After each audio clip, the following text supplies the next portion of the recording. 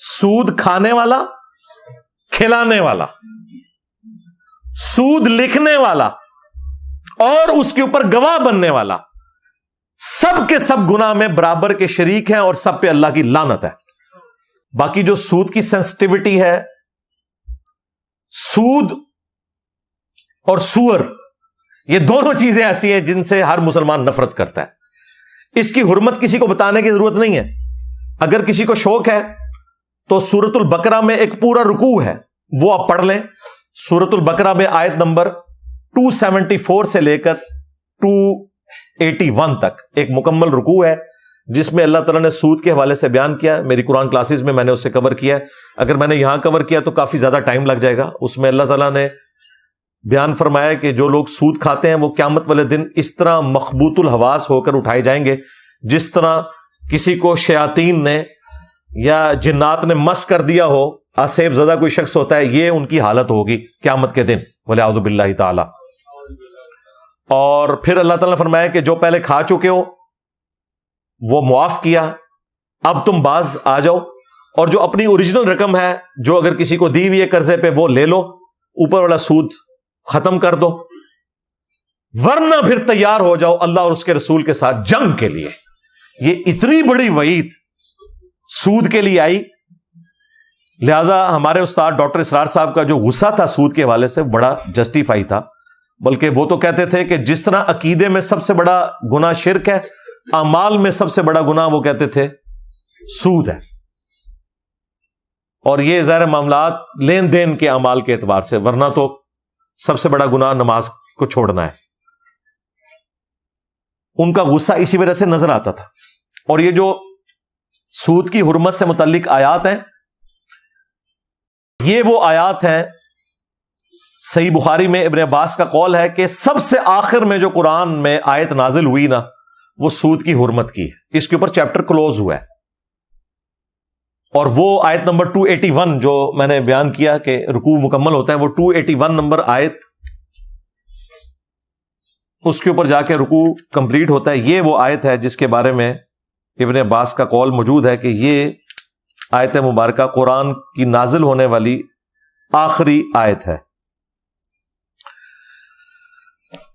وَاتَّقُوا يَوْمًا تُرْجَعُونَ فِيهِ إِلَى اللَّهِ، اور ڈر جاؤ اس دن کے معاملے میں کہ جب تم اللہ کے حضور لوٹائے جاؤ گے۔ ثُمَّ تُوَفَّى كُلُّ نَفْسٍ مَا كَسَبَتْ، پھر اس دن ہر جان کو پورا پورا بدلہ دیا جائے گا جو اس نے دنیا میں اعمال کیے۔ وَهُمْ لَا يُظْلَمُونَ، اور ان پر ظلم نہیں کیا جائے گا۔ یہ قرآن کی آخری آیت ہے جو نازل ہوئی، اس کے بعد کوئی آیت نازل نہیں ہوئی۔ اور یہ سود سے متعلق جو رکوع کنکلوڈ ہوا ہے اس کی یہ آخری آیت ہے کہ قیامت کے دن سے ڈر جاؤ جس دن تم اپنے رب کے حضور پیش کیے جاؤ گے۔ اس دن ہر جان کو پورا پورا بدلہ دیا جائے گا اس کے اعمال کا، یعنی نیکیاں کی ہیں تو جزا اور گناہ کی ہیں تو سزا، والعیاذ باللہ تعالی، اور کسی پر ظلم نہیں کیا جائے گا۔ اس آیت کا سوز و گداز بتا رہا ہے کہ واقعی یہ جس طریقے سے کوئی شفیق باپ اپنی اولاد کو رخصت کرتا ہے نا، اور جاتے ہوئے کوئی نصیحت کرتا ہے اور ساتھ ساتھ ہاتھ ہلا رہا ہوتا ہے، میں جب بھی آیت پڑھتا ہوں نا تو مجھے یوں لگتا ہے جیسے خدا اپنی مخلوق سے مخاطب ہے کہ یہ آخری بات میں تم سے کر رہا ہوں کہ ڈر جاؤ اس دن کے معاملے میں جب تم اللہ کے حضور پیش کیے جاؤ گے اور ہر جان کو پورا پورا بدلہ دیا جائے گا اور کسی پر ظلم نہیں کیا جائے گا۔ لگتا ہے اس آیت کا سوز و گداز بتا رہا ہے۔ ابن عباس کا یہ قول صحیح بخاری میں موجود ہے کہ یہ قرآن کی آخری آیت ہے جو نازل ہوئی۔ بعض لوگوں میں یہ بھی مشہور ہو گیا کہ جی سود کھانا گناہ ہے، سود دینا کوئی گناہ نہیں ہے۔ یہ اگلے دن طارق جمیل صاحب نے بھی تب آزمائی کی ہے، حالانکہ طارق جمیل صاحب کا کوئی لینا دینا ہی نہیں اختلافی موضوعات کے ساتھ، خام خواہ انہوں نے پتہ نہیں یہ کیوں، شاید غامدی صاحب کا کوئی کلپ دیکھ لیا تھا انہوں نے تو انہوں نے یہ بات کر دی۔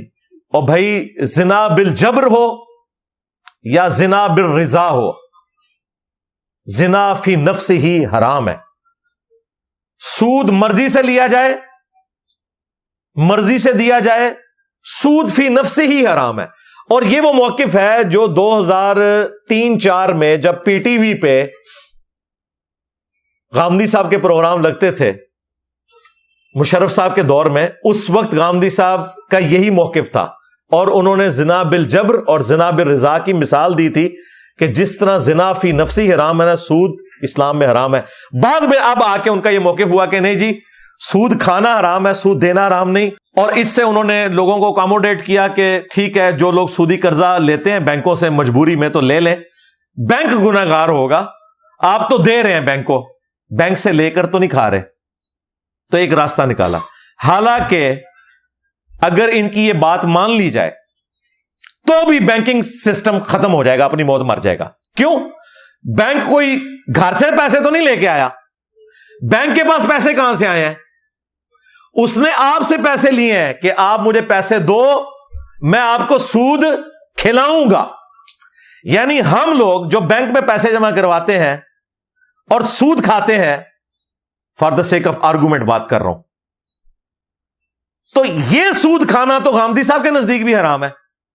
اس کا مطلب ہے کہ ہمیں بینک میں پیسے نہیں جمع کروانے چاہیے، اور جب ہم نہیں جمع کروائیں گے تو جو لوگ بینک سے سودی قرضہ لیتے ہیں وہ تو ویسے ہی نہیں لے سکیں گے۔ لو سامو، یہ پورا سسٹم ہی مر جائے گا۔ یہ سسٹم کھڑا ہی اس کے اوپر ہے کہ آپ پیسے بینک میں جمع کرواتے ہیں سود کھانے کے لیے، اگر آپ جمع کروانا چھوڑ دیں گے تو بینک بھی کسی کو سودی قرضہ دے گا ہی نہیں۔ لہذا یہ کہنا کہ جی سود کھانا حرام ہے اور سود کسی کو دینا یہ آپ مظلوم ہیں تو یہ حرام نہیں ہے، نہیں، سود فی نفسی ہی حرام ہے۔ یہ تمام کورالریز کے ساتھ یہ پورے کا پورا سسٹم ہے جس کو اسلام نے ڈسکریج کیا ہے، تاکہ دولت صرف امیر لوگوں میں نہ رہے بلکہ غریبوں میں بھی آئے اور کاروبار کا سلسلہ چلتا رہے، جو میں نے پہلے بھی ڈسکس کیا۔ یہ ایک اس کے ساتھ جڑا ہوا باریک نقطہ تھا، میں نے وہ کلیئر کر دیا، کیونکہ اکثر اوقات اس طرف بھی لوگ چل پڑتے ہیں اور اس قسم کی باتیں کرنا شروع کر دیتے ہیں۔ باقی جو لوگ احادیث کے ماننے والے ہیں تو ان کے لیے تو صحیح مسلم کی وہ حدیث کافی ہے کہ اللہ کے محبوب صلی اللہ علیہ وآلہ وسلم نے فرمایا، سود کھانے والا، کھلانے والا، سود لکھنے والا اور اس کے اوپر گواہ بننے والا، سب کے سب گناہ میں برابر کے شریک ہیں اور سب پہ اللہ کی لعنت ہے۔